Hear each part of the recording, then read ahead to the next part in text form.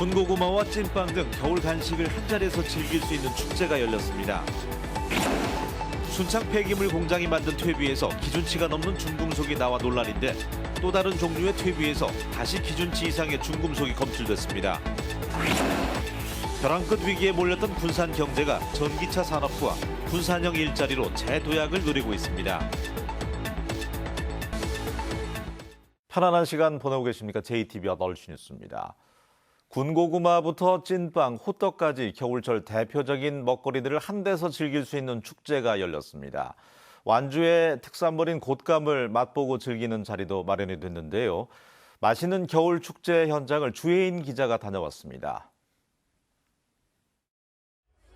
무대 앞에 줄이 길게 늘어서 있습니다. 하나둘씩 찐빵을 받아가는 사람들. 찐빵 속 금반지 찾기 이벤트입니다. 이제 찐빵! 찐빵 안에 들어있는 노란색 앙금. 모처럼 가족들과 놀러 왔다가 금반지를 받는 행운의 주인공이 됐습니다. 올라고 다니는데 딸이 가자기서 왔는데 이 금반지 선물 받아서 고맙습니다. 감사합니다. 모락모락 김이 나는 군고구마와 노란 빛깔의 잘 익은 붕어빵, 기름에 튀기듯 구운 먹음직스러운 호떡까지 겨울을 대표하는 먹거리들이 한자리에 모였습니다. 가족들과 화로 앞에 둘러앉아 먹는 꼬치구이, 야외에서 만들어 바로 먹으니 더욱 맛이 납니다. 군고구마 따뜻하게 구운 거 호호 불면서 먹으니까 겨울인데도 불구하고 되게 마음이 따뜻해지는 것 같아요.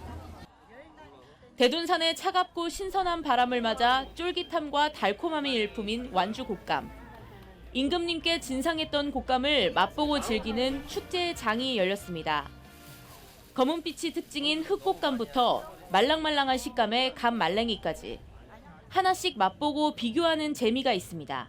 꽃감이나 아니면 말랭이 같은 경우는 다 맛이 같은 건 줄 알았거든요.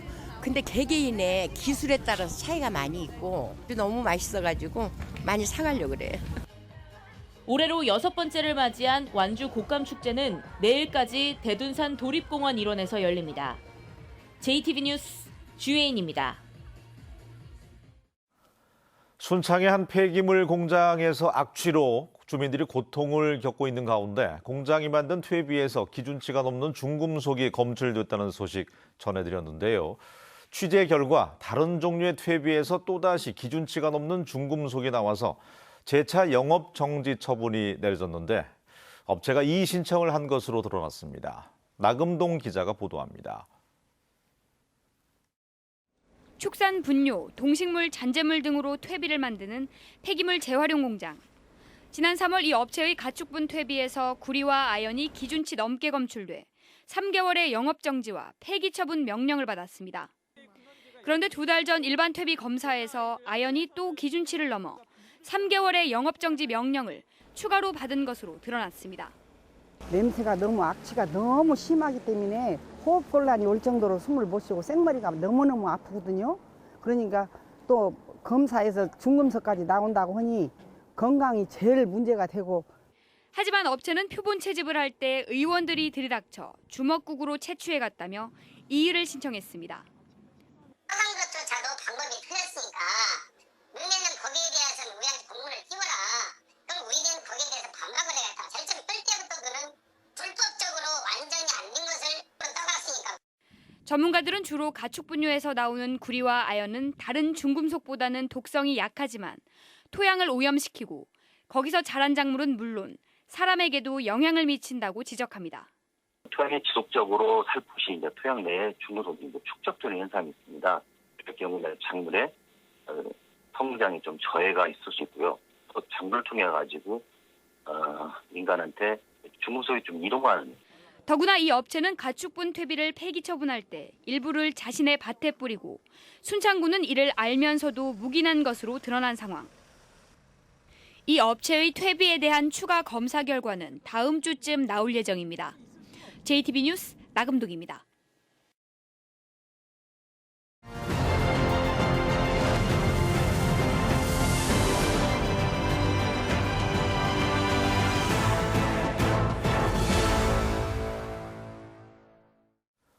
2019년 한 해가 저물어 가고 있습니다. 전주방송은 올 한 해를 되돌아보는 연속 보도를 마련했습니다.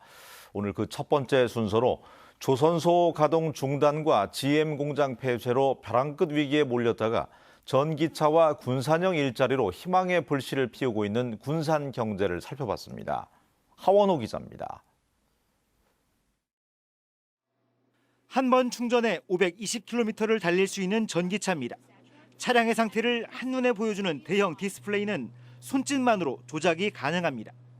GM 군산 공장을 인수한 명신은 내후년부터 이 전기차를 군산에서 만듭니다. 2024년까지 6천억 원을 투자해 1,800명을 고용할 예정인데 내년에 우선 700명을 채용합니다. 저희가 양산 준비를 해야 되기 때문에 아마도 내년도 하반기 7월 달쯤에는 저희가 고용을 이제 시작할 것 같고, 이를 뒷받침할 군산형 일자리도 본궤도에 올랐습니다. 노동자와 사용자, 시민과 자치단체가 군산 경제를 살리자며 한 발씩 양보해 손을 잡은 덕분입니다. 문재인 대통령도 직접 협약식을 찾아 군산이 전기차의 메카가 될 것이라며 적극적인 지원을 약속했습니다. 지역의 신산업 육성의지, 노사민정의 대타협, 그리고 정부의 지원이 더해져 군산은 전기차 메카로 우뚝 서게 될 것입니다. 군산형 일자리를 뒷받침할 상생협의회도 내년 초 출범을 준비하고 있습니다. 군산형 일자리를 성공시키겠다고 하는 의지가 있기 때문에 그 어떤 일자리보다도 훨씬 지속 가능성이 있다고 보고 그 일자리를 안정적으로 정착시켜 나가는데, 9회 말 투아웃에서 기적 같은 우승을 일궈낸 역전의 명수 군산 상고처럼 벼랑 끝 위기에 몰린 군산이 새해 기적 같은 역전승을 준비하고 있습니다. JTB 뉴스 하원호입니다. 지난 3월 말 기준 전북의 가계 자산 평균액이 전국 최저 수준으로 나타났습니다. 통계청이 발표한 가계 금융복지조사 결과에 따르면 전북의 평균 가계 자산액은 2억 8,800만 원으로 전국 17개 시도 가운데 꼴찌를 기록했습니다. 이 같은 가계 자산액은 전국 평균 4억 3천만 원의 65% 수준이며 전국 최고인 서울과 비교하면 2.2배 차이를 보이고 있습니다. 가계 자산은 부동산 등 실물 자산이 2억 1천만 원, 금융 자산이 7,700만 원을 차지하는 것으로 나타났습니다. 현재 180만 명인 전북의 인구가 30년 뒤에는 150만 명대까지 떨어질 것이라는 전망이 나왔습니다. 호남지방통계청이 발표한 인구로 보는 호남권 미래변화 자료에 따르면 전북의 인구는 지난 2016년 183만 5천 명을 기록한 이후 꾸준히 줄어서 2047년에는 158만 명 3천 명까지 떨어질 것으로 전망됐습니다. 인구가 줄면서 지역의 중위 연령은 현재 46살에서 60.9세로 높아지고 성장 동력의 주축이 될 유소년 인구와 학령 인구는 30년 후 40%까지 감소할 것으로 예상됩니다. 어린이집의 급식과 간식비가 내년부터 인상되지만 현실에 미치지 못하고 지역의 편차도 여전한 것으로 나타났습니다. 도의회 김희수 의원은 어린이집의 급식과 간식비가 0세에서 만 2세의 영아는 1,995원에서 2,150원으로 인상되고 만 3세에서 만 5세의 유아는 2,350원에서 2,909원으로 오르지만 물가 인상률을 고려하면 여전히 부족하다고 말했습니다. 김 의원은 또 남원, 완주, 순창 등 7개 시군은 여기에 별도로 1인당 100원에서 500원씩 지원하고 있지만 나머지 7개 시군은 아무런 추가 지원이 없어서 지역별 편차도 적지 않다고 말했습니다. 미세먼지 측정의 사각지대를 해소하기 위해서 대기오염 측정망이 추가로 설치됩니다. 전라북도는 내년에 20억 원을 들여서 익산과 정읍, 완주, 임실, 부안 등에 대기오염 측정망 7곳을 새로이 설치하고 전주 팔복동과 군산 소룡동 등 5곳의 노후 측정망을 새로 교체할 계획입니다. 도내 대기오염의 측정망은 모두 30곳에 설치돼 있으며 미세먼지와 오존 등 6가지 대기오염 물질과 기상 상태를 24시간 측정합니다. 애경그룹의 계열사인 제주항공이 이스타항공 보통주 51.17%를 695억 원에 인수하기로 한 가운데 이달 말까지 주식 매매 계약이 이루어질지가 주목됩니다. 이스타항공은 최근 2분기 연속으로 수백억 원대의 영업 손실을 기록한 것으로 추정되는데 실사 과정에서 추가 부실이 나오면 주식 매매 계약이 올해를 넘길 가능성도 점쳐지고 있습니다. 이 경우에 제주항공은 내년 1월 9일까지 이스타항공의 재무 상태를 꼼꼼히 들여다볼 것으로 알려졌습니다. 내년부터 기초연금과 장애인연금 지급 대상이 확대됩니다. 소득 하위 20%까지 지원이 되던 기초연금은 소득 하위 40%까지, 차상위 계층의 장애인연금은 올해 25만 3천 원에서 내년부터 30만 원으로 확대됩니다. 전라북도는 그동안 고소득이 초과해서 지급 대상에서 탈락한 사람을 대상으로 소득과 재산을 다시 조사하고 미수급자에 대해서는 개별적으로 신청 방법을 안내할 계획입니다.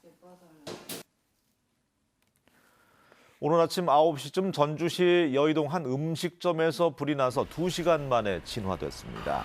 인명피해는 없었지만 이 불로 내부 130여 제곱미터와 집기 등이 타서 소방서 추산 5,500만 원의 재산 피해가 났습니다.